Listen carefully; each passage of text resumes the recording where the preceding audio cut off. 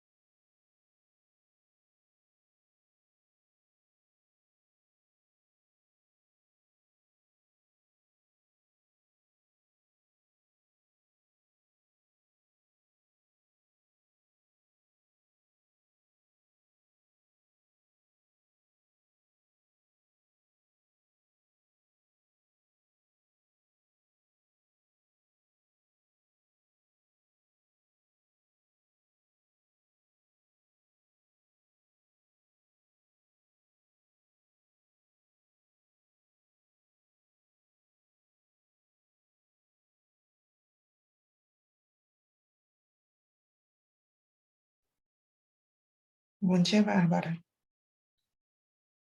Vou testar aqui com você o vídeo.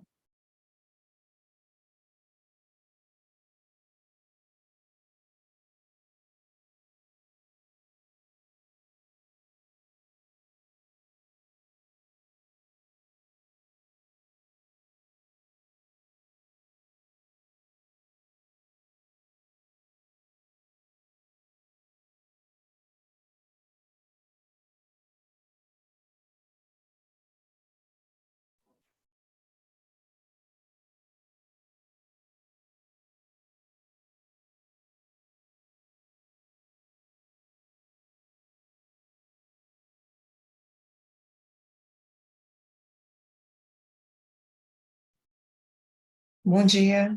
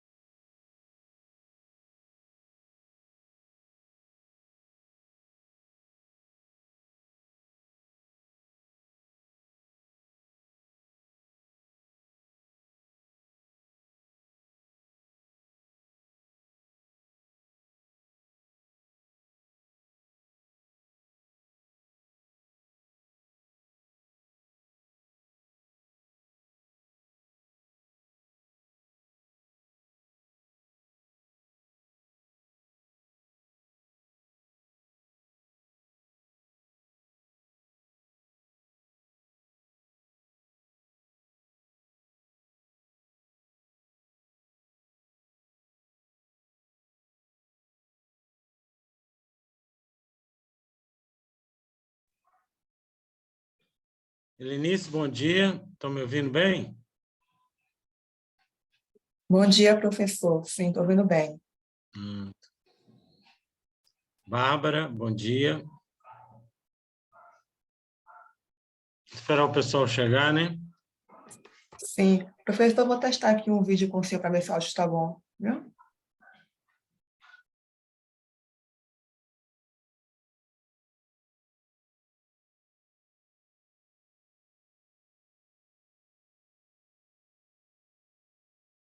O áudio está bom, professor?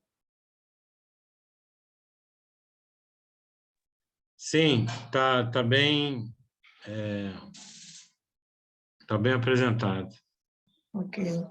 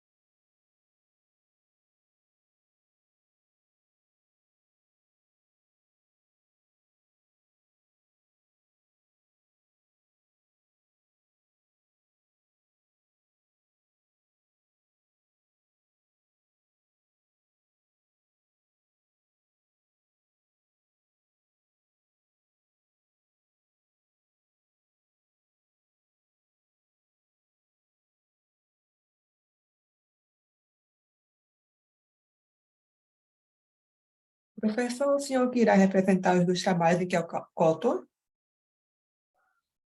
Sim, sou eu que vou apresentar esses dois primeiros, né?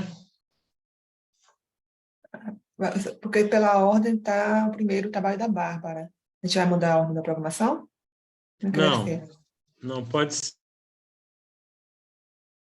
O primeiro está o trabalho da Bárbara, uma década de estudos, depois percurso evolucionário, depois proposta de uso e depois desastre ambiental.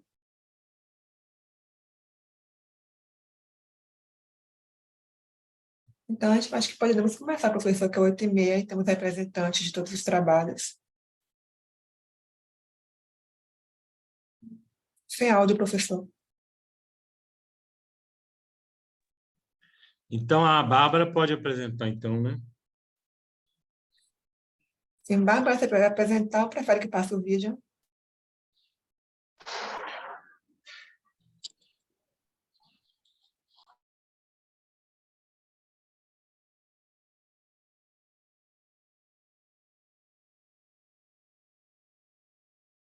Bárbara?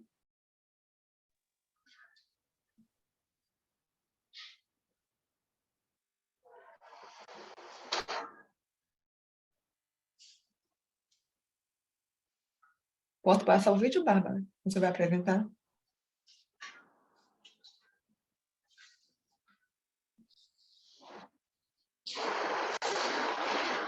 Ok. Então, nós vamos começar com a sessão com moderação do professor Geraldo, com o trabalho da Bárbara, Sandra, Augusto, Fabio Emiliano. Uma década de estudo sobre ecoinovação, tendências e reflexões através de análise bibliométrica internacional.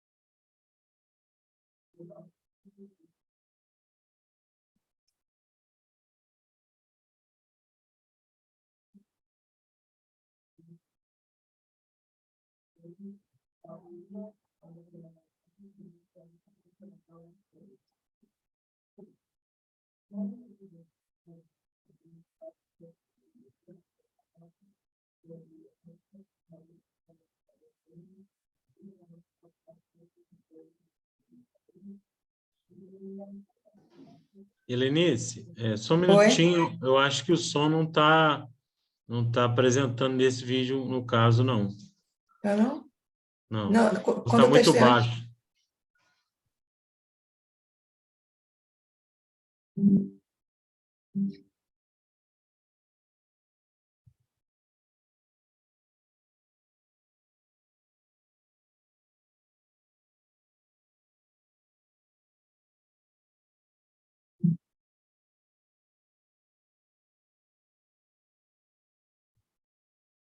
Vou testar agora.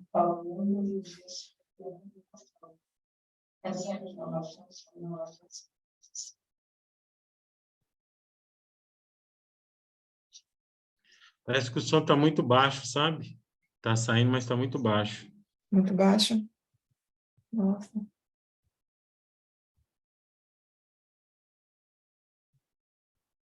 O Tiago ou a Bárbara tem alguma dica para esse áudio mais alto? Às vezes pode ser o modo de reprodução, né? Pode, ele vai compartilhar a tela. Hum. E todos os meus áudios aqui na configuração estão volume máximo.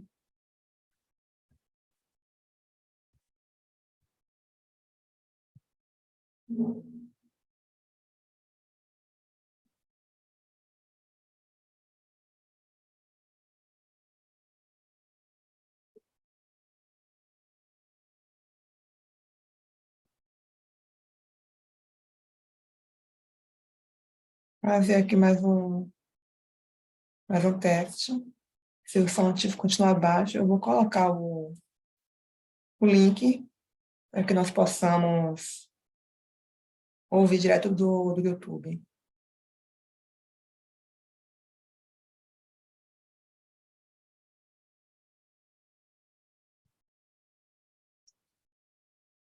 E agora?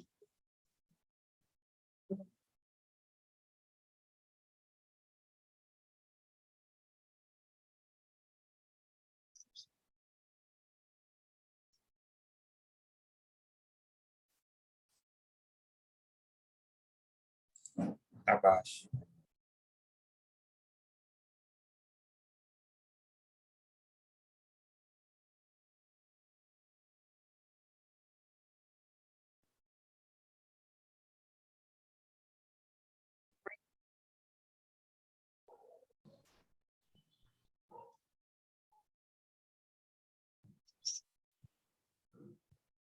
A minha internet caiu, eu voltei agora. Estão me ouvindo?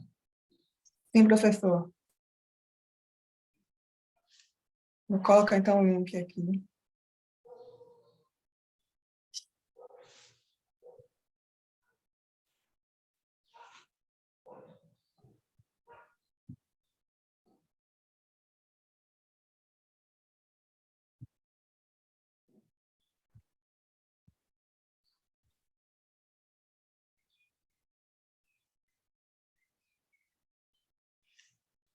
Conseguiu aumentar o áudio, Helenice? Não, vou colocar o link, professor, para a gente assistir no YouTube, diretamente no YouTube, e Ah, depois a fica gente melhor. curte.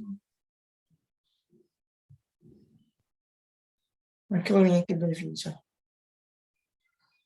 Em 7 minutos a gente...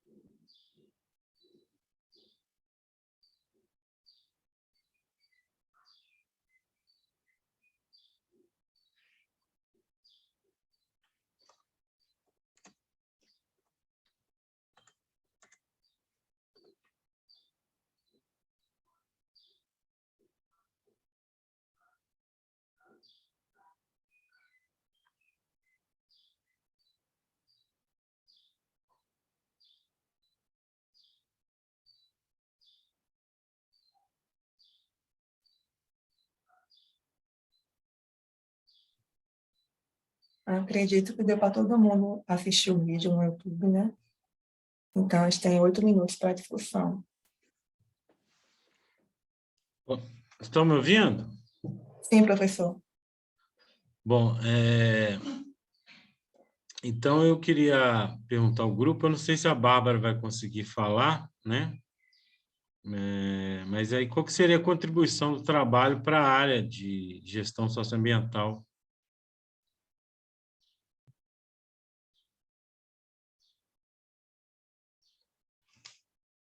Bárbara?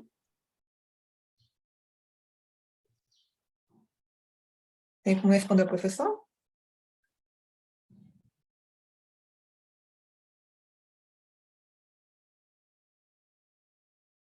Eu acho que ela está com problema no fone, né?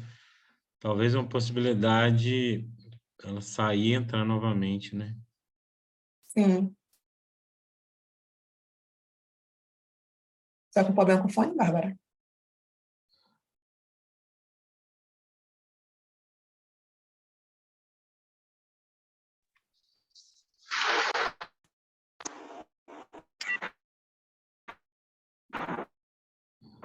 Oi, vocês conseguem me escutar?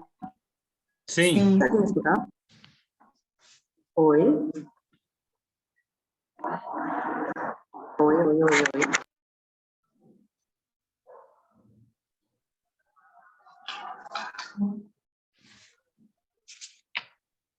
Oi?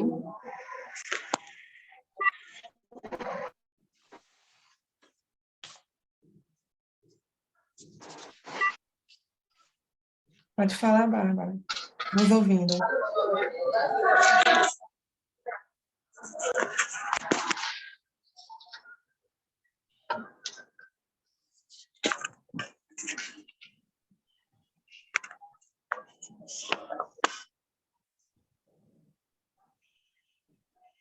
Talvez ela, se ela não estiver conseguindo falar, talvez ela mandar por texto, né? E passar para o outro trabalho. O que é que você acha, Lenice? Pode ser, professor. Concorda, Thiago, também? Sim, pode ser. Então, eu vou tentar passar aqui o vídeo do segundo trabalho. Se o áudio ficar baixo novamente, vocês me avisam, por favor.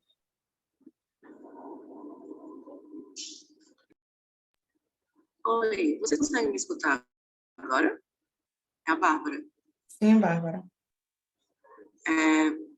Professor, desculpa, mas só para responder aqui, no caso, a indagação do senhor, com relação à contribuição do trabalho. O trabalho, ele mostra os 10 anos de pesquisa sobre ecoinovação. A gente fez a análise no VozViewer, e nessa análise a gente procurou ver quais eram os temas adjacentes à inovação e como era que estava a produção científica nos últimos anos. Então, a gente percebeu que existe uma evolução dessa temática de inovação, e nós percebemos também que, além dessa evolução de temática, ou seja, que as pessoas estão cada vez mais buscando pesquisar sobre a área, nós temos também temas adjacentes com relação a essa temática em si. Ou seja, temas que estão sendo procurados em conjunto com a ecoinovação. Aí, por exemplo, política ambiental, que é uma temática que a gente viu como hot topic, né, como tópico quente. Aí, um outro também foi a própria sustentabilidade, a inovação, a questão também do desenvolvimento sustentável. Então, a contribuição que o trabalho traz é realmente um escopo de novas pesquisas que podem surgir através dele. Então, a gente identificou todos esses hot topics, e aí, para novos estudos futuros, as pessoas elas podem fazer o alinhamento da ecoinovação com esse hot topic, por exemplo, da política ambiental, que tem até relação com governança, né? Então, foi mais ou menos assim a intenção do trabalho, né? A contribuição que o trabalho trouxe. Peço desculpas por esse problema no áudio, mas eu consegui escutar bem o que vocês falaram e consegui alinhar aqui para conseguir responder a pergunta do senhor. Ótimo, obrigado. Não foi bem esclarecedor e o áudio ficou legal na apresentação. Uma sugestão aqui que eu coloco aí para o grupo, né? Que você, a Bárbara, Sandra, Augusto, Fabíola e Emiliano, seria talvez em fazer uma revisão sistemática de literatura e para todos aí eu acho que sempre alinhar, né? Esses trabalhos, né? Não só nessa área de gestão socioambiental, mas tentar alinhar qualquer tipo de pesquisa atualmente àquela agenda da ODS, né, 2030. Eu tenho orientado muito meus alunos de mestrado, ao pensar o desenvolvimento do trabalho, seguir essa agenda, que eu acho que é uma agenda muito importante, ver com qual ODS o trabalho, o projeto, enfim, o artigo, a dissertação, a tese, tem uma relação. E aí, pensando em dois pontos importantes do trabalho, né, que é o rigor científico, né, e a contribuição, acho que há um rigor aqui importante no trabalho, e há também uma contribuição, né, o próprio tema já é um tema, assim, fundamental, que tem uma ligação aí com a questão climática, né, então está dentro da agenda do mundo, né, então, parabéns ao grupo. Gostaria de saber se Helenice e Tiago têm alguma questão a colocar. E lembrando que, ao final, iremos fazer um debate maior após todos os trabalhos serem apresentados. Perfeito, professor, obrigada. Eu só tenho uma dúvida. Por que começou a partir de 2012 a coleta de dados?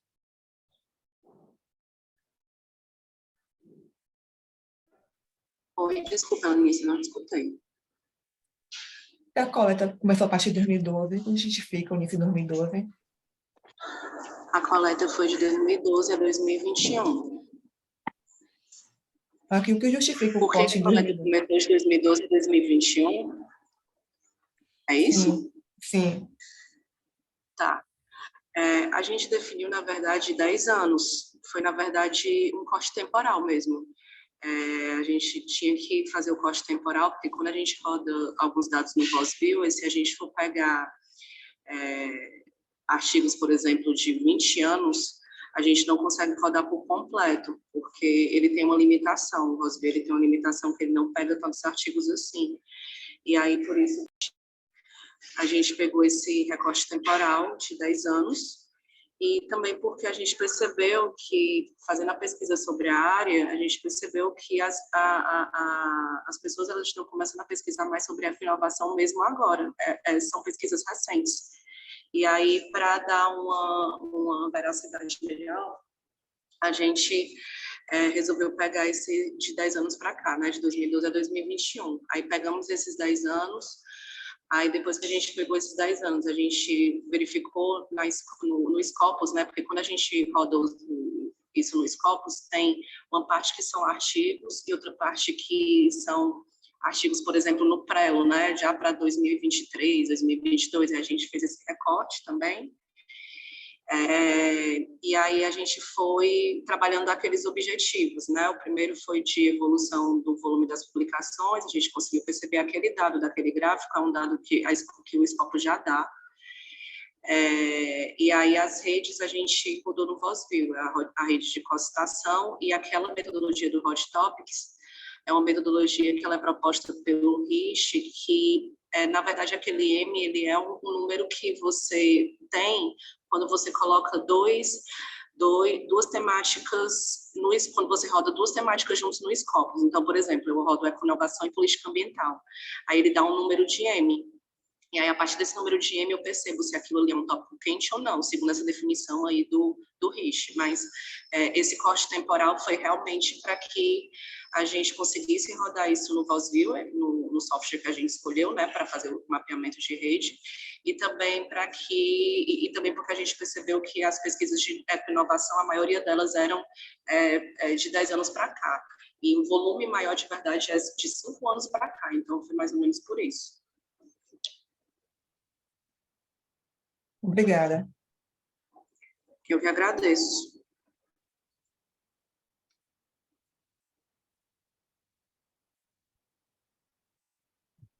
Posso passar o segundo vídeo? Sim, acho que podemos prosseguir, né? Eu vou passar para o segundo vídeo. Aí, se o volume estiver baixo novamente, vocês me avisam que eu coloco o link.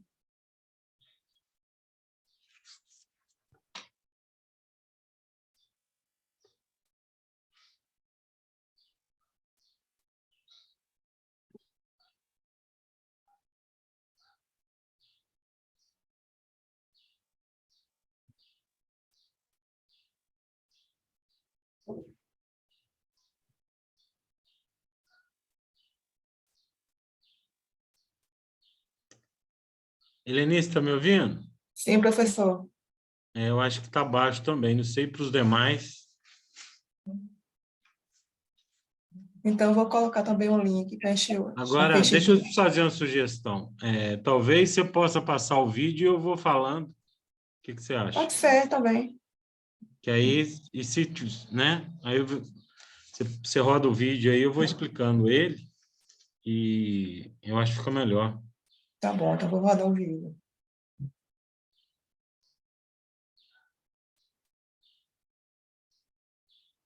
E ao final, né, como eu estou como mediador, se vocês tiverem alguma questão, vocês apresentam. Perfeito, professor. Vou compartilhar.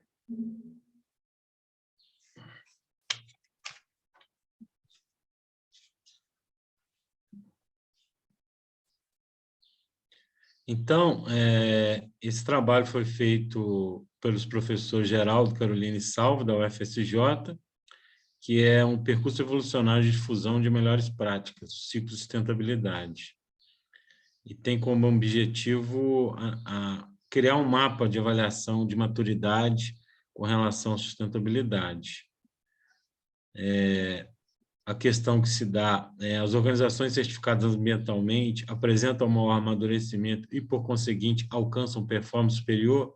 Então, para isso foi criado um modelo de maturidade baseado em um sistema de gestão ambiental com o objetivo de analisar o percurso evolucionário de difusão de melhores práticas em sustentabilidade. A ideia é analisar as práticas de sustentabilidade dentro das organizações com base na certificação. E aí ele foi desenvolvido, né, por esses professores buscando entender como esse percurso evolucionário de boas práticas podem influenciar em ganhos de sustentabilidade. Aí nós usamos esses autores, né, com a ecologia populacional das organizações, que foi um clássico, né, um artigo clássico, e tem a seguinte questão: por que existem tantos tipos de organizações? E aqui é uma ideia darwiniana que pensa que as organizações estão inseridas em populações organizacionais que, em função da inércia estrutural, elas competem entre si e as mais adaptadas ficam, enquanto as menos adaptadas morrem, né? Então, é uma teoria bem interessante, pode ser utilizada não só na área da sustentabilidade, mas tem sido utilizada em outros campos do conhecimento também. Então, nós usamos essa visão da ecologia populacional para verificar isso. Então, um conceito importante é isomorfismo, que é que cada unidade experimenta restrições que a forçam se assemelhar a outras unidades com o mesmo conjunto de restrições. A ideia é que as organizações vão se tornando parecidas, em virtude de restrições à mudança, que eles chamam de inércia estrutural. Pode ser de legislação, histórica, financeira e etc. Né? A ideia é que é difícil para um gestor mudar a organização no mesmo ritmo do ambiente externo. E aí você tem aí esse conceito de isomorfismo que é central dentro da teoria da ecologia populacional das organizações, e importante para a base teórica da construção desse artigo. E aí, com base nesse conceito de isomorfismo, nós pensamos em estabelecer o percurso metodológico do trabalho, que será detalhado, que foi detalhado ao longo do trabalho, demonstrando as fases da pesquisa, né? Então, nós temos aí, no método, nesse percurso metodológico, os estágios de maturidade, com as escalas, desde o iniciado até o integrado, é um processo de evolução contínua. Para cada um desses estágios, nós temos ali a descrição da maturidade, temos dimensões e indicadores, essas dimensões, esses indicadores foram coletados de autores ligados à pesquisa na área da sustentabilidade, e cada indicador vai gerar uma pontuação de 1 a 5. E a soma dessa pontuação vai gerar um score, que é o turning points, que são os pontos-chave de transição, onde eu mudo de um nível de maturidade para um seguinte. Então, por exemplo, se eu estou no nível iniciado, dependendo da minha pontuação, sendo organização, eu posso ir para o estruturado. Então, o ponto de corte da transição é a medida da mediana, a medida estatística da mediana. Então, por exemplo, no iniciado é até 12, e assim sucessivamente. E com base nesse ponto-chave de transição, nós temos um mapa, onde vai um mapa de performance, onde, como no BSC, é possível verificar em cada indicador onde se encontra o nível de maturidade daquela organização analisada. E, com base nisso, traçar uma trilha de melhoria. À direita, em vermelho, tem a trilha ali dos indicadores, uma relação de causa e efeito, que eu saio do fluxo de processo, buscando melhorar a eficiência, e chego até o retorno em inovação. Então, em cores, vocês perceberão que existem várias dimensões, como processos internos, aprendizagem e inovação, e performance em sustentabilidade e performance financeira. Esses indicadores e essas dimensões foram baseadas no BSC de Kaplan e Norton. Então, a conclusão é que esse mapa de performance ele permite estabelecer a priorização de quais indicadores devem ser tratados, considerando os pontos críticos necessários para o percurso evolucionário de difusão de melhores práticas. Ele pode ser utilizado dentro de uma população organizacional, quer dizer, analisar dentro de um setor, dentro de um nicho específico, e entende-se por essa teoria e através desse modelo proposto nesse trabalho, que a mudança é um fenômeno longitudinal que atua sobre as populações por processos de variação, seleção e retenção.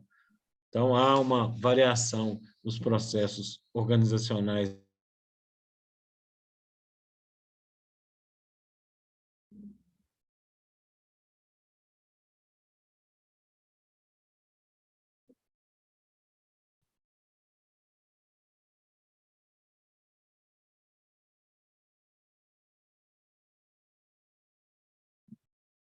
Alguém tem algum comentário nessa trabalho do professor Geraldo? Antes de eu me ter uma dúvida, eu queria ver com o Tiago se ele poderia verificar, se deixar apresentar o vídeo dele pronto para ele tentar compartilhar no momento da apresentação dele. Professor Geraldo, essa imagem, viu? Se eu posso tentar compartilhar? O seu trabalho é o último. Certo. Você deixa seu vídeo já preparado para a gente fazer o teste com o seu vídeo, por favor. Certo.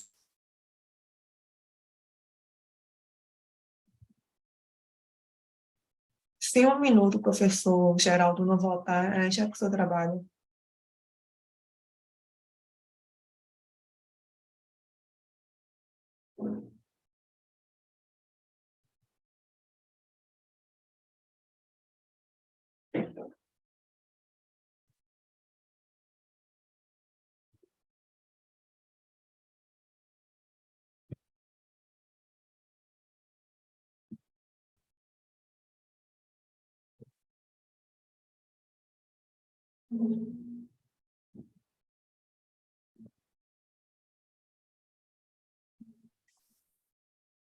A minha internet caiu aqui, voltei.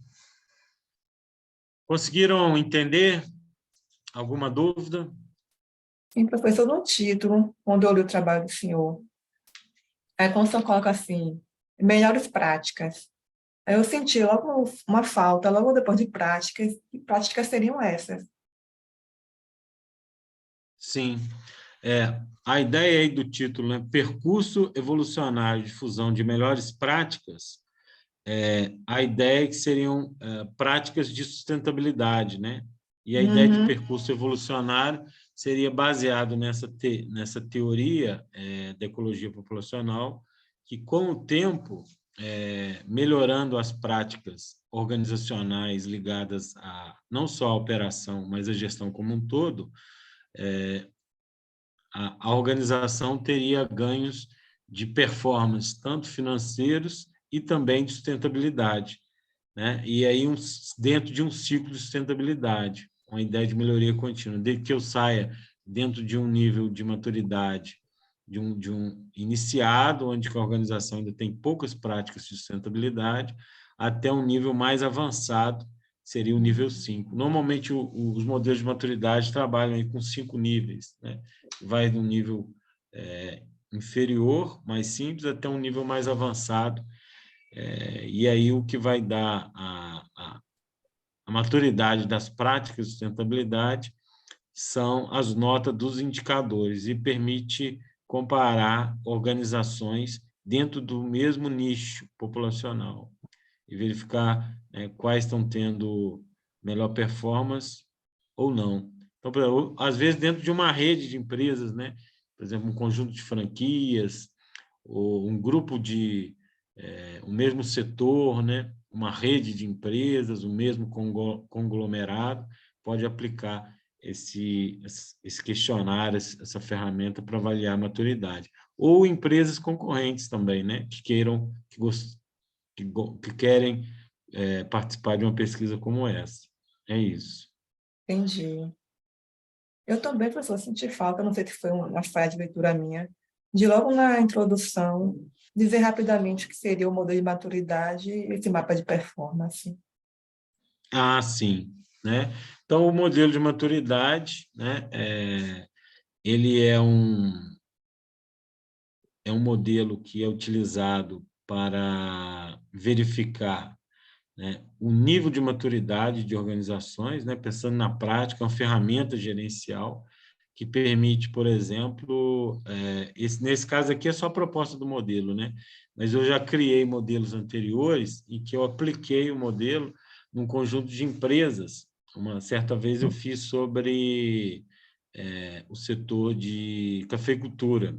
Então, eu avaliei a maturidade em empresas que tinham uma certa certificação específica do setor e verificando qual que tem o nível de maturidade de cada organização, de cada empresa, e permitindo compará-las entre si, né? E verificar a hipótese, né?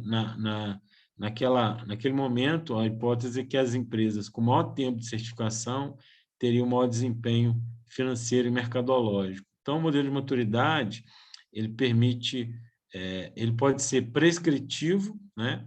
Que eu posso analisar, dar o diagnóstico e dar a nota para aquele score para cada organização e propor, através de um mapa de performance, né? Sua segunda pergunta, ele é um roteiro, é um roadmap, onde eu vou saber onde eu preciso melhorar para melhorar minha performance. Então, é um tipo de modelo de maturidade, ele é prescritivo. Além de fazer o diagnóstico e dar a nota e mostrar onde estão os pontos de melhoria, ele pode indicar como melhorar aqueles indicadores. Eu preciso melhorar, por exemplo, questões relacionadas ao uso da água. É um exemplo. E eu tenho também um modelo que é apenas descritivo. Então, ele só dá o diagnóstico e dá a nota para cada empresa. Então, eu sei onde está o problema. Então, tem um conjunto, por exemplo, sei lá, 60 indicadores. Eu sei que um indicador importante é questão de documentação. Está faltando documentação nos processos. Então, eu preciso melhorar esse ponto. Tem um outro ligado à eficiência energética. Então, eu vou trabalhar naquele indicador. Mas eu não digo o que fazer, então ele é apenas descritivo. E, por fim, eu tenho um comparativo, que ele, além de descrever e prescrever, permite comparar entre empresas, né? E aí o mapa de performance, ele é um diário de bordo, né? Como o BSC, a ideia é que dentro de uma folha A4 eu consiga imprimir, ver o que está em verde, eu posso até usar cores, né? Verde, vermelho, né? Amarelo, de acordo com a prioridade, quais indicadores eu consigo atuar, né? E é como uma ideia de gestão estratégica, né? Onde eu preciso atuar, em quais indicadores dentro da organização, né? A ideia é essa. Entendi. Tenho mais dúvidas, não. Alguém tem mais? Bárbara? Então, mesmo esquema, professor, passa o próximo vídeo o seu comentário. Isso, pode ser. Esse é um artigo meu também, né? Isso.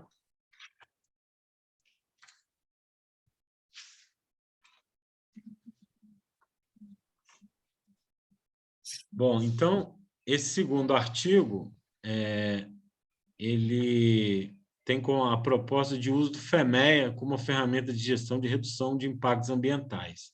Então, nós aplicamos ele, num caso, numa empresa de piso pré-fabricado, na região de Minas Gerais, interior de Minas, né? Tem os professores Salvio, Geraldo, eu e a aluna Fabiana, todos da UFSJ, e o objetivo foi a proposição do uso da ferramenta de gestão FEMEA como opção complementar ao método de levantamento de aspectos impactos ambientais, o LAIA, no processo de gerenciamento ambiental de uma empresa brasileira do setor de fabricação de piso pronto de madeira.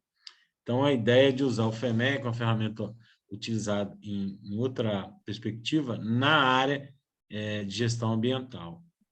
E junto com o LAIA, que é o levantamento de aspectos e impactos ambientais. Então, nós fizemos aí um estudo, né, empírico aqui, no caso, né, um estudo de campo.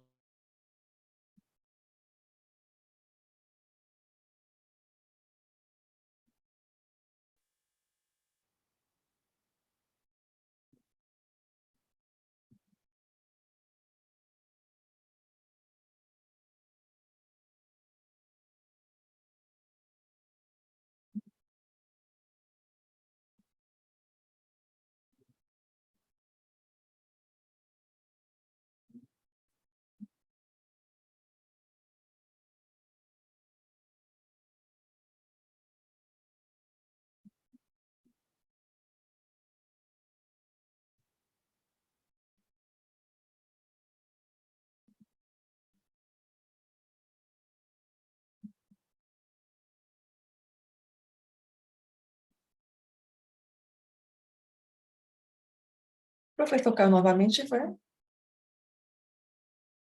Eu acho que ele caiu mesmo.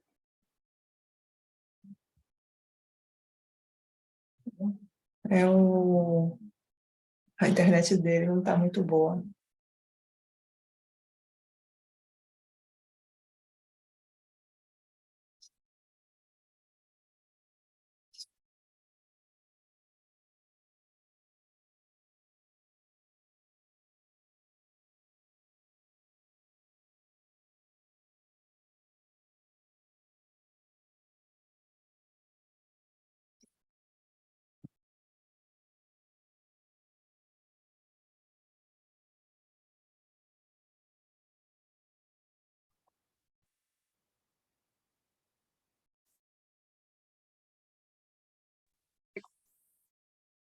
Eu caí na internet hoje, me desculpem, está com problema, mas agora eu acho que voltou, né? Uhum. Vou voltar a compartilhar o vídeo.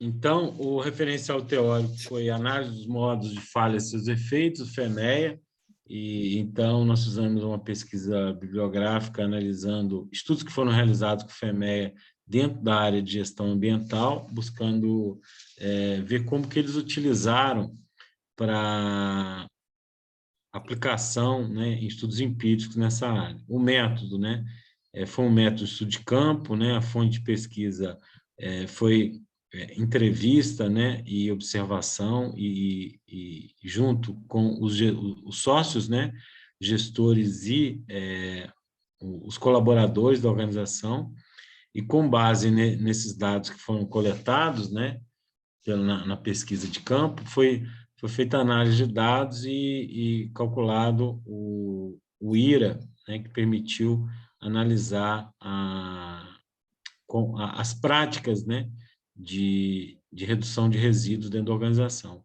E, posteriormente, essa empresa, ela, com base nesses dados, ela conseguiu melhorar seus processos, como redução de... Porque tem muito problema, como poeira, tinha, né? E aí, tratamento de... Além da redução, o tratamento dos resíduos, né? Então, o método, primeiro, foi o mapeamento de processos operacionais, envolvendo os processos de descarregamento, pintura e fardamento. Na fase 2, análise do impacto ambiental e processo por meio de 3 fatores: insumos, produtos em processo e resíduos. A fase 3 são os indicadores do IRA, que é gravidade, ocorrência e detecção, uma escala de 1 a 10 pontos. Na fase 4, os quadros comparativos para a geração do IRA. E, por fim, na fase final, o levantamento dos aspectos críticos dos impactos ambientais e análise de todo esse processo. Então, é dividido em 4 fases o trabalho, né? Inicia-se pelo mapeamento, né? Calcula-se o IRA e gera-se os quadros que são apresentados ao longo do artigo, né? Essas análises, esses quadros foram apresentados também para os sócios da organização, que inclusive até mudaram a fábrica, fizeram uma nova fábrica, incorporando as contribuições que nós tivemos nesse estudo, né? Então, foi bem interessante, porque foi um percurso metodológico, além de permitir o estudo acadêmico, também trazer um ganho prático para a organização, né? E aí, com base nesse estudo, nós fizemos os resultados que serão apresentados agora.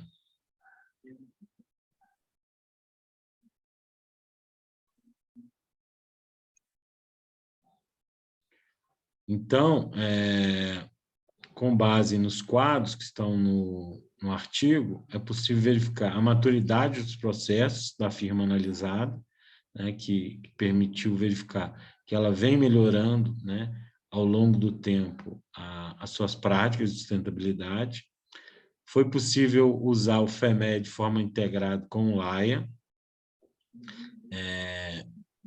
Propusemos, posteriormente, a criação de um checklist, né, uma lista de verificação com os indicadores críticos da avaliação de risco ambiental, né, e com base nesse checklist é possível analisar no dia a dia os indicadores da organização para verificar o que precisa ser melhorado ou não, né?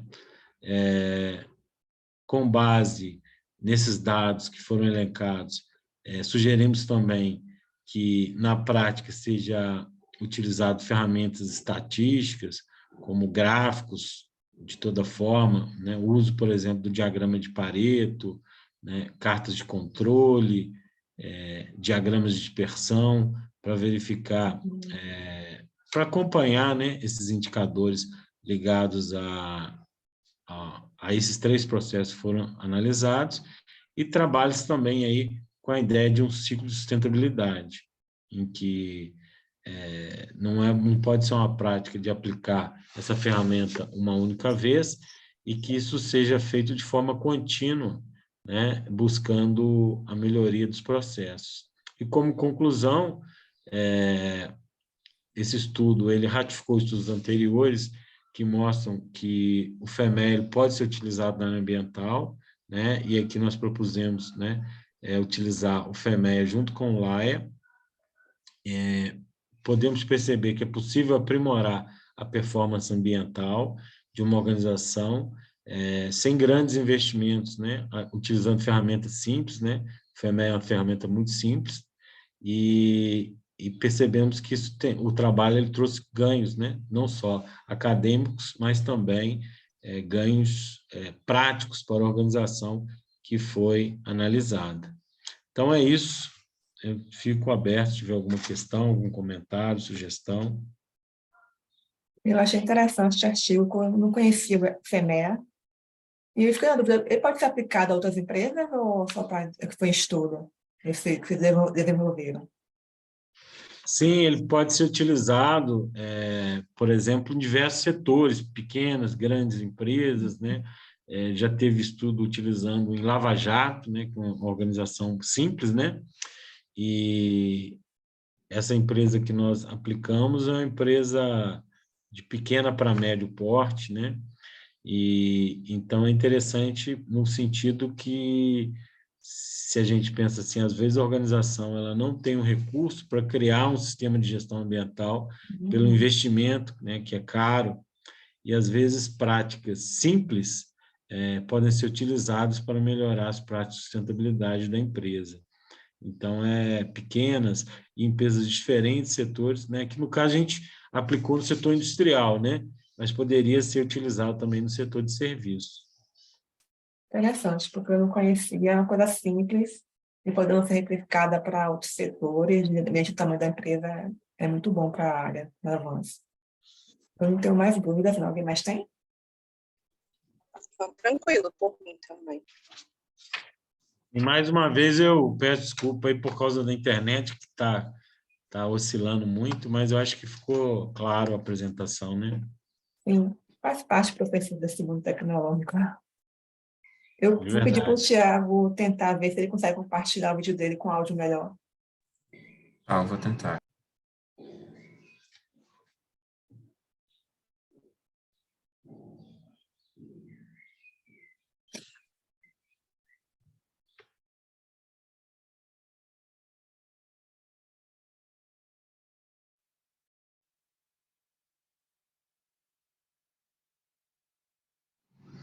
Olá a todos, sou Tiago Nobre Sobrinho, bolsista voluntário do programa PET Contábeis da UFC, e junto com Francisco e Vandé, a professora Jaqueline e Lucas Souza, escrevemos o artigo Desastre Ambiental em Brumadinho, avaliação do impacto sobre a reputação da Vale S.A.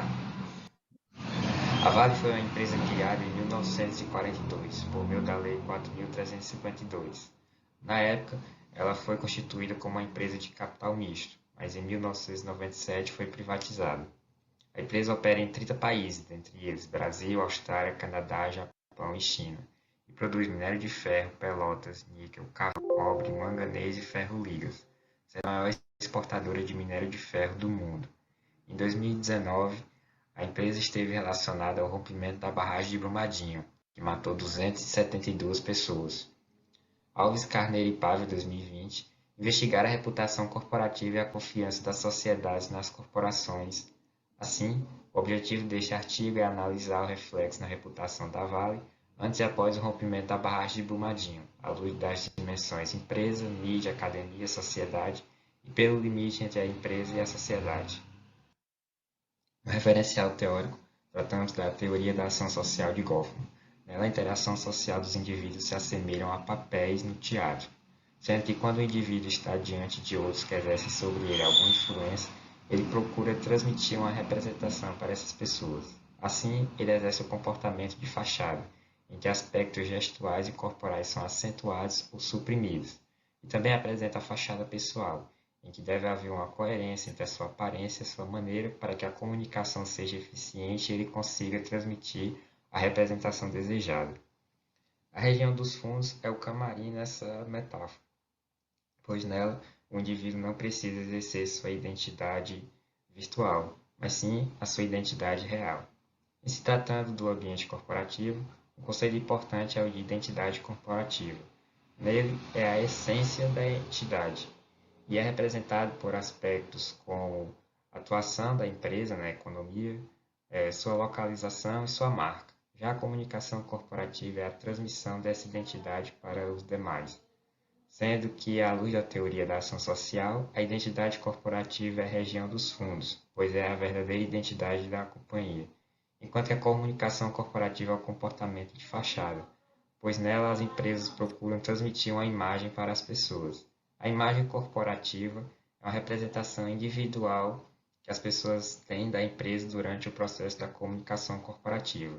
E o conjunto dessas imagens, ao longo prazo, gera reputação corporativa, que é um ativo intangível e uma percepção coletiva da companhia. Mas por que as empresas precisam ter uma reputação corporativa? Fazendo frente a isso, a teoria da legitimidade pressupõe que há um contato social tácito com a sociedade e as empresas, pois as empresas não são detentoras dos recursos, e sim a sociedade. Assim, elas devem atender à expectativa das pessoas. Na metodologia, analisamos a reputação da Vale sobre 5 dimensões. Na empresa, realizamos uma análise de conteúdo dos relatórios financeiros de sustentabilidade do relato integrado do período de 2016 a 2020. Na academia, realizamos uma pesquisa bibliométrica com artigos realizados por pares sobre a Vale e que foram coletados no portal de periódico da CAPES. Na mídia, analisamos notícias no website de buscas do Google, Notícias S do período de 2017 a 2021. Na sociedade, observamos o interesse de pesquisa sobre a Vale na plataforma Google Trends. Quanto ao preço das ações, observamos dados coletados no website Yahoo Finance. Nos resultados, percebemos que na dimensão empresa, em 2016 a Vale apresentava uma visão otimista, com um lucro de 13,3 bilhões. Em 2017, ela reforça sua legitimação e apresenta um lucro de 17,6 bilhões, e apresenta o projeto de ser a empresa referência no setor de mineração no que se refere à preservação ambiental. Em 2018, primeiro relatório após o desastre de Brumadinho, a empresa apresentou um lucro de 25,8 bilhões, mas não se ateve a detalhar esse lucro como nos anos anteriores, mas sim o desastre. Em 2019, a empresa procura se mostrar com resiliência, apesar do seu prejuízo de 6,7 bilhões. Em 2020, a Vale retoma o seu otimismo em seus relatórios e apresenta um lucro de 26,7 bilhões, assim como enfatiza um acordo realizado com o poder público de 37,7 bilhões para reparar o desastre de Brumadinho.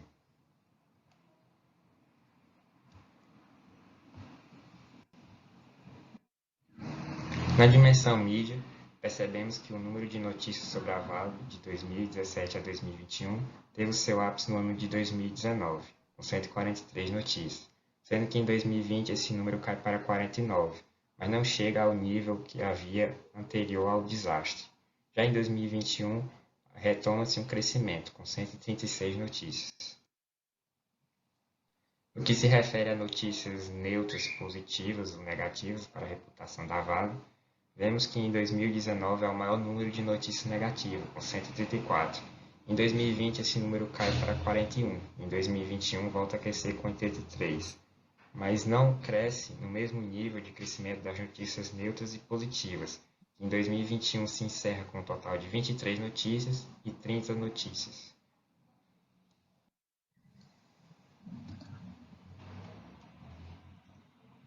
Na dimensão academia, percebemos que o ano de 2020 é o ano de maior produção acadêmica sobre a Vale, com 40 artigos. E vemos ainda que ela é bem aceita pelas revistas acadêmicas, pois os artigos de qualis A1, A2, B1 e B2 representam 60% da amostra de 128 artigos. Na dimensão sociedade, observamos que o interesse de busca sobre o desastre de Brumadinho no Brasil obteve sua elevação no ano de 2019 e que em 2020 e 2021 há uma excessiva queda. Já o interesse de busca sobre a Vale no Brasil também há um pico no ano de 2019 e nos anos seguintes, 2020 e 2021, ele retoma aos mesmos níveis que ocorria no período anterior ao desastre.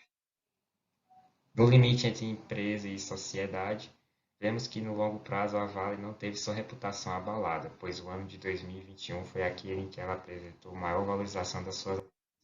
Mas no curto prazo, sim, observamos uma queda significativa na semana do desastre. Na conclusão, percebemos uma sinergia entre as dimensões, sendo que a empresa adotou uma estratégia de aceitação do desastre. Na mídia, observamos uma concentração de notícias negativas no ano do desastre e a atenuação dele nos anos seguintes. Na academia, o ano de 2020 foi o ano com maior produção acadêmica. Na sociedade, observamos que a concentração de interesse em 2020 e a atenuação dele nos anos seguintes. Já no limite entre empresa e sociedade, observamos impactos de curto prazo na reputação. Assim, concluímos que a Vale buscou a criação de valor e o restabelecimento do seu pacto social.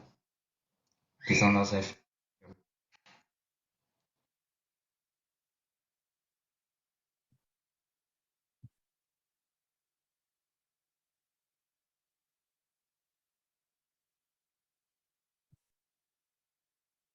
Stop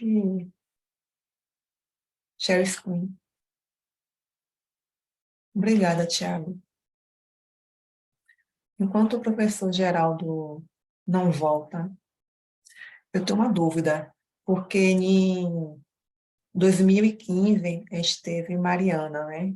Com a empresa Samarco, e que a Vale é um joint venture da Vale com o BHP. Sabe quando você faz essa pesquisa nas notícias, como é que você volta para 2017? Será que não tem impacto também quando você pesquisa Vale de Mariana? O nosso artigo, ele é até é como se fosse a continuação de um outro que avaliou a reputação da Samarco, né? A gente tentou replicar essa metodologia daquele artigo, e quando a gente escolheu 2017 a 2021, porque eram 2 anos anteriores ao desastre, aí 2019 seria o ano do desastre, né, recorte temporal, e 2020 e 2021 seriam os anos seguintes. E sim, é possível sim que haja uma influência do desastre de Mariana, já que a Vale ela tinha participação no capital da Samarco. Acho que quando vocês forem submeter para uma revista, deixar isso claro, que seria uma limitação do trabalho ter reflexos do desastre de Mariana, porque acho que esse seria um ponto que seria questionado. O professor Geraldo voltou. O professor Geraldo está questionando aqui ao Tiago, se quando ele faz a busca sobre a Vale, em relação a Brumadinho, se o desastre de Mariana, que foi 3 anos antes, não teria reflexo também na pesquisa dele. Ele estava me respondendo. Pode?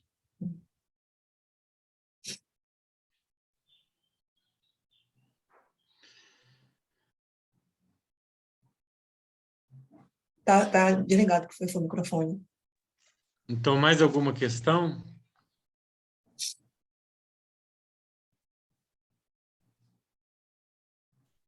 Eu fiquei também com a questão da dúvida do trabalho dele em relação à metodologia, porque na pergunta dele ele fala de 2017 a 2021, período da análise.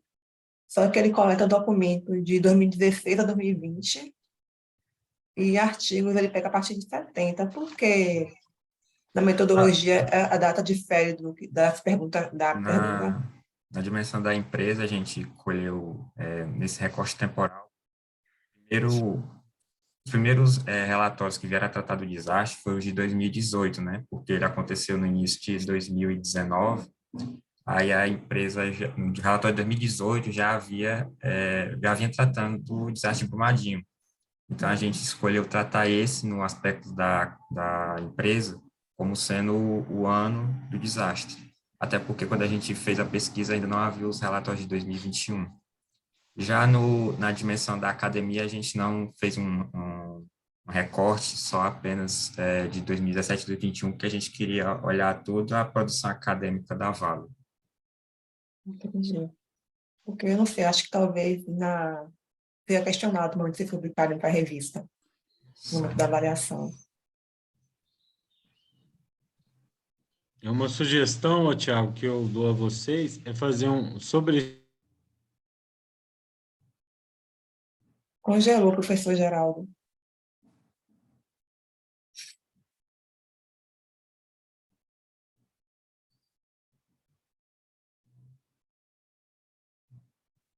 Porque teve um trabalho, Tiago, que eu fiz, aí tinha só uma diferença assim, de datas. Aí os avaliadores me questionaram por que num momento você fala esse intervalo de tempo e no outro você tem outro intervalo de tempo.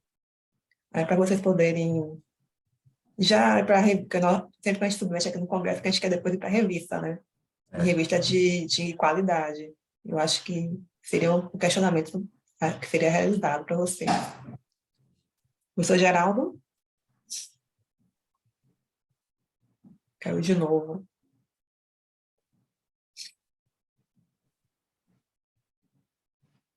Tem uma questão assim que é muito mais de estilo de escrita. Eu pesquiso sobre desastres e na parte técnica normativa não se tem a nomenclatura de desastre ambiental. Ele é o natural tecnológico com as consequências naturais, sociais, ambientais. Aí é uma coisa mais personal de escrita. Muitos pesquisadores utilizam, mas o pessoal que está pesquisando direto não utiliza o termo, os pesquisadores da área, né? Desastre natural, ou desastre ambiental, ou é natural ou é tecnológico. Professor, nós não escutamos a sua sugestão. Então, a minha sugestão é fazer um estudo especificamente na mídia impressa, por exemplo, só com capas de revista, é um estudo interessante, pegando antes e depois, os jornais, apenas jornais, e fazer uma análise em profundidade do que foi publicado antes e depois. É um tipo de estudo interessante, né?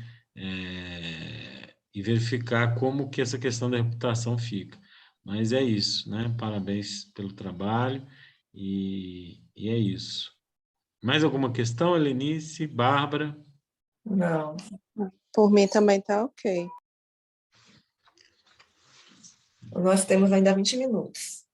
Tá, eu vou fazer então uma análise geral dos trabalhos, né? Buscando aí verificar pontos de convergência, divergência, e fique à vontade para comentar, colocar questões, etc. Bom, então a gente tem 4 trabalhos, né? Alguns teóricos, outros empíricos, né?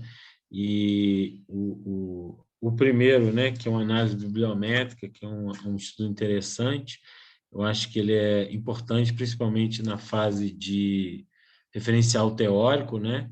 Então, eu acho que cada vez mais essa ferramenta, né, a análise bibliométrica, ela ajuda principalmente para nos posicionar, né, sobre a fronteira daquele conhecimento, daquele campo de conhecimento onde estamos, né? Aí nós temos aí o trabalho 2, que aí já trabalha, né, a proposta de o percurso evolucionário das melhores práticas, né, pensando aí no ciclo de maturidade, tem-se aí um estudo, a criação de um modelo, mas não empírico, né, um estudo teórico, né, mas que se baseia num referencial também, né, na área de sustentabilidade, utilizando aí a ecologia populacional. Então, é um artigo que demonstra como uma teoria é importante para a criação de um trabalho, né, e de possíveis trabalhos empíricos posteriores.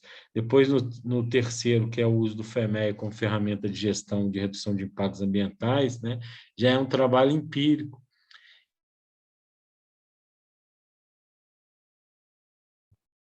Congelou novamente, professor.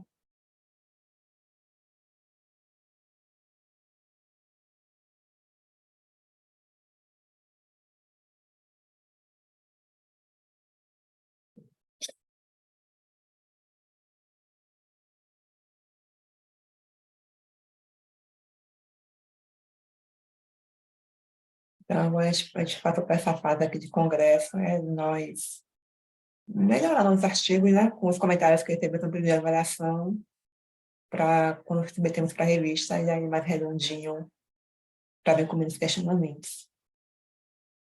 Vamos esperar só mais. Ver se o professor volta. Pode falar? Fala com a Bárbara. Não, só ia agradecer. Aí eu vou pedir para vocês avaliarem essa ação. Tá. A sala de networking, no caso, é para a gente entrar lá? Se você quiser, vai estar com os É uma pesquisadores. sala com os outros, né? Com outras pessoas. Isso, Tá, isso. entendi. Tá bom, obrigada. Nada.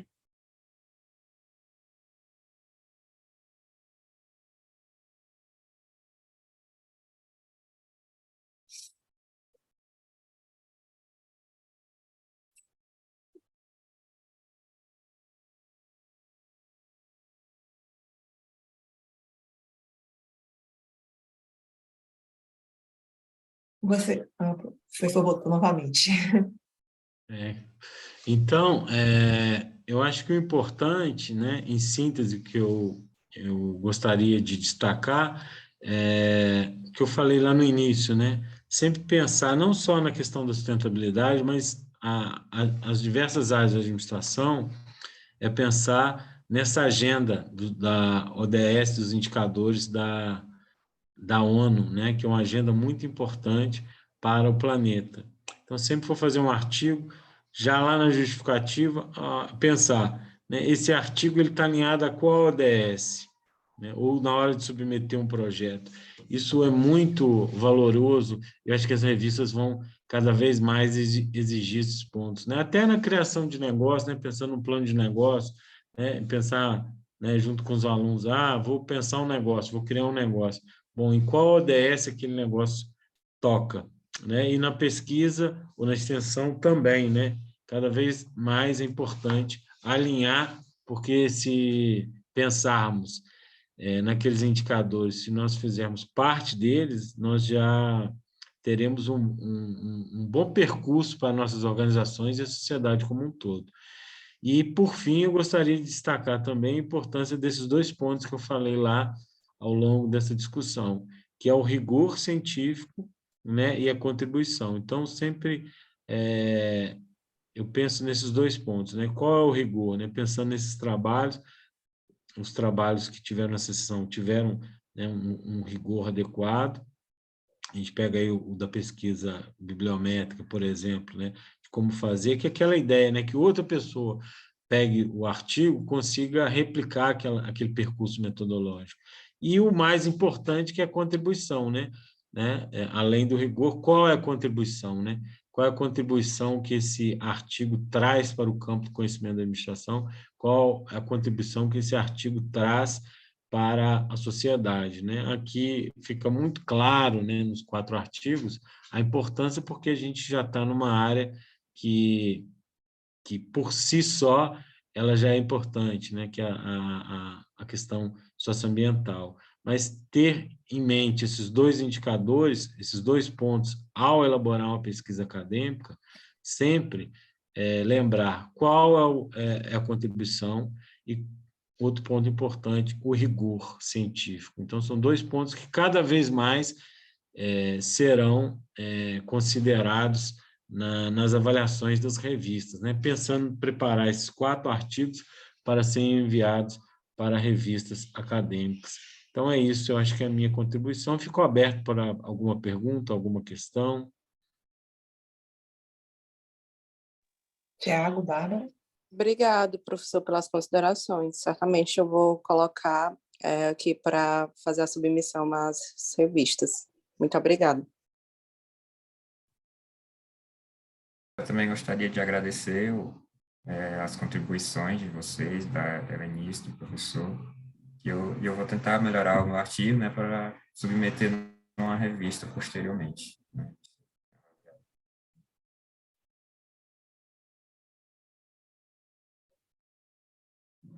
Helenice? Foi muito bom participar, aprendi bastante aqui, conheci o FEMEA, é uma ferramenta nova para mim, e foi só de aprendizagem esse FEMEA a partir da manhã. Ótimo. Né? Então, eu gostaria de agradecer a Helenice, o Tiago, a Bárbara, agradecer também que não estiveram presentes, mas participaram do desenvolvimento desses trabalhos, né? Os professores e alunos da UFSJ, Universidade Federal de São João del Rei, Universidade Federal do Ceará, Universidade Estadual do Ceará, da USP, né? Universidade de São Paulo, que organiza o evento, né? E a Helenice nos representa, né? Eu estou aqui representando a Universidade Federal de São João del Rei, e Bárbara e Tiago, né? A Universidade Federal do Ceará. Então, eu acho que foi muito proveitoso esse momento e desejo a todos aí boas publicações e felicidades na vida acadêmica. Obrigada, professor. E vamos assistir às próximas sessões. Então, é Obrigada. isso. Obrigado a todos e boa semeade para todos. Tchau, bom dia. Bom dia.